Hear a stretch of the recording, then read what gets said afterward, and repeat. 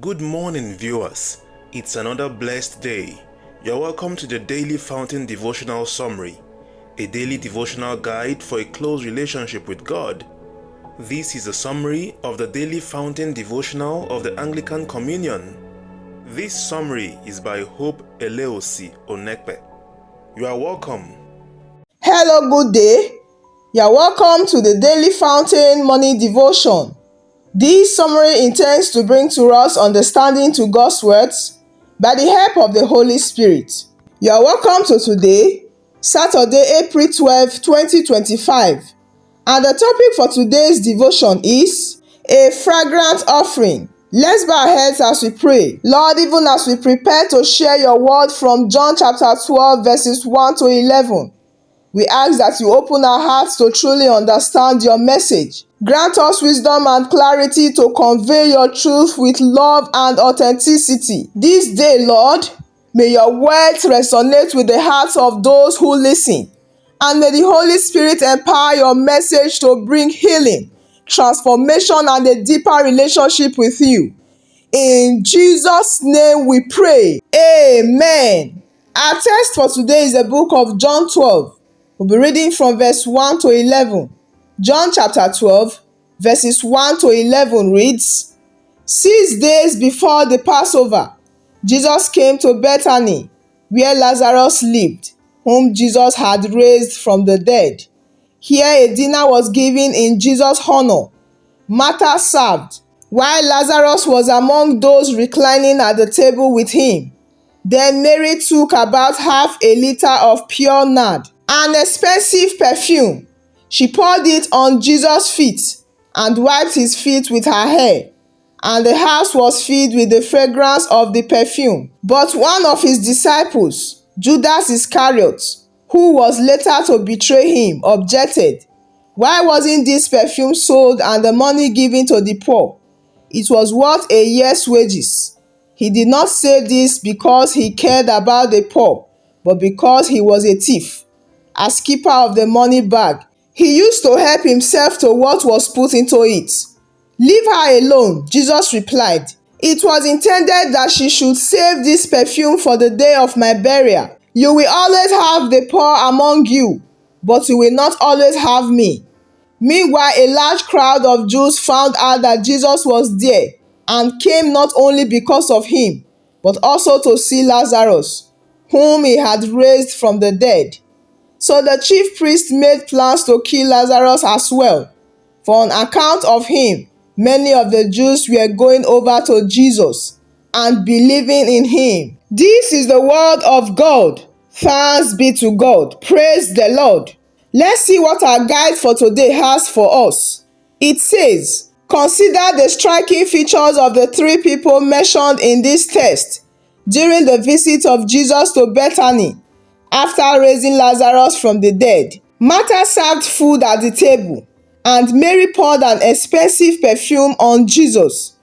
Bible scholars estimate the cost of the perfume to be about 1 year's wages for a worker. What would that translate to in our local currency today? Apart from being sacrificial, Mary's action was prophetic and timely. It was prophetic because it pointed to the imminent death of Jesus, and timely because she achieved what Mary Magdalene and others attempted to do, but were late. Verse 7, Mark chapter 16, verse 1. The fragrance of the oil filled the whole house. Verse 3. Some disciples, including Judas Iscariot, were unhappy with Mary's action, considering it to be a waste. Verses 4 to 5. Matthew chapter 26, verses 6 to 13. Judas had a wrong motive for his own reaction. Thankfully, Jesus corrected them and encouraged Mary's action. Verses 7 to 8. Matthew chapter 26, verses 10 to 13. Do you support God's work through your tithes and offerings? Do your skills, talents, and other resources contribute to spreading the fragrance of the gospel? 2 Corinthians chapter 2, verses 14 to 15. People may not appreciate your service to God sometimes, but God always sees, understands, appreciates, and rewards. Our prayer for today says, Lord Jesus, please help me to use my resources, skills, talents, and opportunities to spread the fragrance of the gospel. Amen. Praise the Lord. Our topic for today once more says, a fragrant offering. Our today's Bible passage narrates the story of Jesus' visit to Bethany 6 days before Passover and is greeted with a dinner prepared by his friends, including Mary and Martha, where Lazarus, whom he recently raised, is also present. In this passage, John gave us a time marker, telling us that this was the last week before the death and burial of Jesus. And almost one half of John's gospel is given to this last week. Now, less than a week before Jesus' crucifixion, he attended a dinner in Bethany. The reason for the feast is obviously the raising of Lazarus, as it is being twice mentioned in verses 1 and 2. And scripture records it that Jesus' friends, Martha, Lazarus, and Mary, were in attendance. And Martha seems to be the hostess. It's easy to see Martha in her imagination bringing the best dishes first to Jesus. She was so grateful and so happy to serve Jesus. In the midst of the supper, Mary gave a remarkable gift to Jesus. And according to their custom, it wasn't unusual to wash the feet of a guest. When a guest entered the home, usually the guest's feet were washed with water, and the guest's head was anointed with a dab of oil or perfume. And scripture records it that Mary used this precious ointment and anointed the feet of Jesus. She considered her precious ointment only good enough for Jesus' feet. Mary's action denoted great humility as well as great devotion. This gift was remarkably unself-conscious. Not only did she give the gift of the expensive oil, she also wiped Jesus' feet with her hair. This means that she let down her hair in public, something a Jewish woman would rarely do. Praise the Lord. When we go through verse 4, we will see that it highlights Judas Iscariot, who would betray Jesus in a short time. Scripture says that his betrayal was so much darker when contrasted with the brightness of Mary's devotion to Jesus. And this is the only place in the New Testament where Judas is mentioned as doing something evil other than his betrayal of Jesus.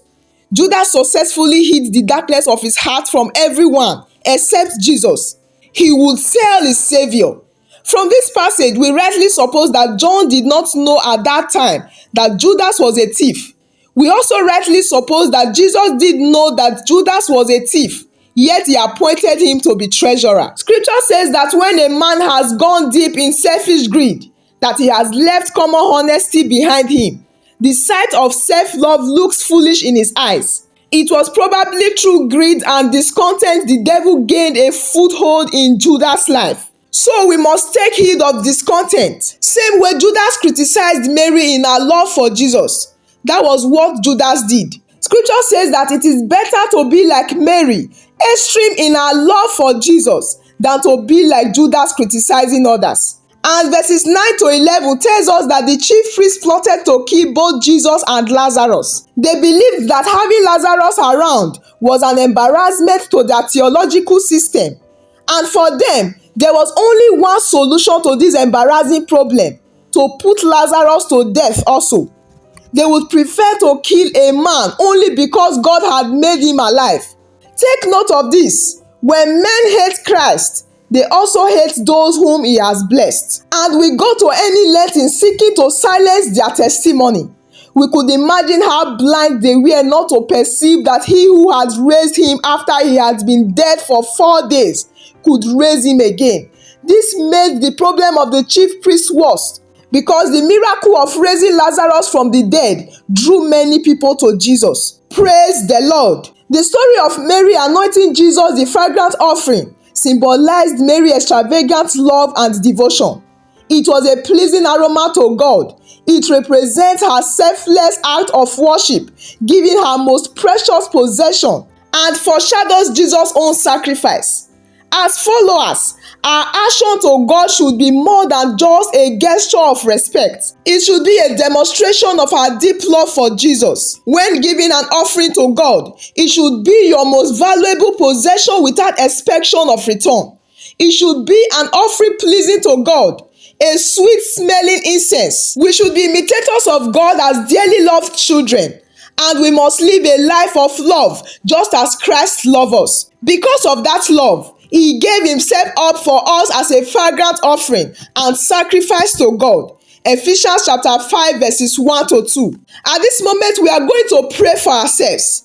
Let's bow our heads as we begin to appreciate God for the good news of Jesus and the joy it brings. Appreciate Jesus for his endless love, his mercies and his faithfulness. At this time, let's pray for a heart that desires to give everything to Jesus, not just a little. Say, God, give me a heart that desires to give everything to you, not just a little. Ask God to help you discern ways to serve him and be a willing participant in his will.